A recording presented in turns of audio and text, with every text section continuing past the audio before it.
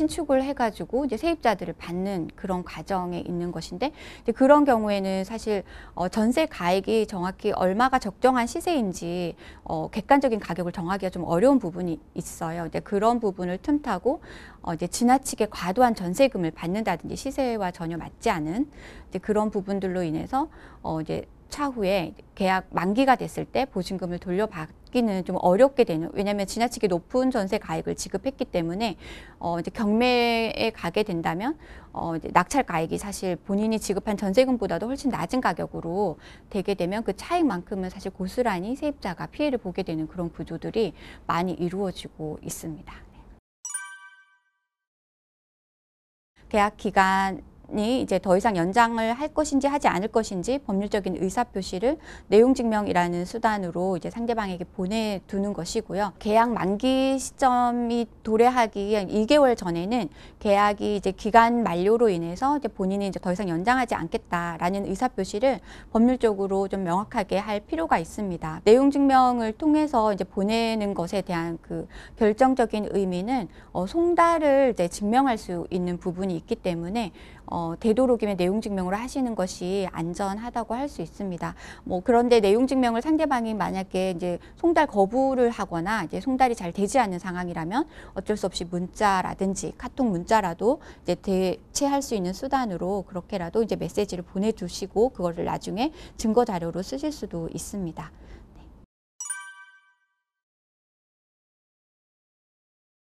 사실 내용 증명을 보내는 의미가 그 다음 절차는 법적인 절차를 예고한다는 의미도 있는 것인데요. 내용 증명까지 보내게 된 것은 이 내용 증명을 받고도 이제 보증금이 반환되어지지 않는다면 임차인으로서는 사실 더 이상 양보할 그런 단계가 없기 때문에 법률적인 절차를 정식으로 밟겠다라는 것이라서 다음 절차로는 전세금 반환 소송 절차를 진행을 하는 것이고요.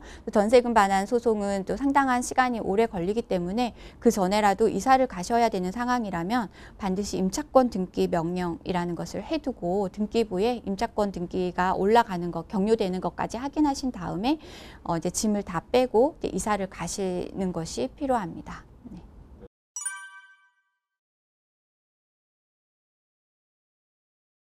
그러니까 집이 경매에 넘어간 상황이고 이제 법원으로부터 어떤 배당 요구를 하라는 것과 같은 이제 통지를 받으셨다고 하면은 사실 법원에다가 이제 본인의 권리 요구 및 배당 요구 신청서라는 그런 서류와 함께 동봉돼서 이제 송달이 되어 오는데요. 그래서 법원에 이제 배당 요구를 신청하실 수도 있는 것이고, 그래서 배당 과정을 지켜보셔야 하기도 할 거예요. 그래서 등기부상 본인의 그 배당 받을 수 있는 순위가 몇 위 정도가 되는 것인지, 선순위 근저당은 없는 것인지, 다른 채권자들이 또 배당 요구를 한 것인지, 그래서 본인의 권리 관계를 좀 파악해 보실 필요가 있어요. 그렇게 된 다음에 만약에 배당 요구를 하더라도 제대로 된 배당은 다 받지 못하겠다 이런 판단이 들면 다른 재산이 있는지도 좀 조회해 보실 필요가 있고, 그러기 위해서는 필요에 따라서는 이제 보증금 반환에 대한 판결, 그러니까 보증금 판결을 받으셔서 그 판결문에 의해서 다른 재산에 대한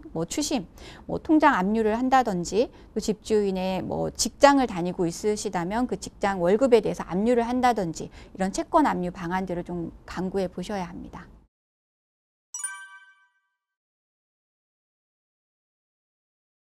기본만 잘 지키셔도 전세 사기 피해자까지 되지는 않으실 가능성이 상당히 많은데요. 그 기본이라는 것은 어려운 것은 아니고 부동산이니까 이제 등기부 등본을 발급해 보실 수 있습니다. 정확한 집원 주소만 알고 계시다면 누구나 등기부 등본은 발급을 하실 수 있는데, 1차적으로 가장 필요한 것은 등기부 등본을 발급받아 보셔야 하는 것이고요.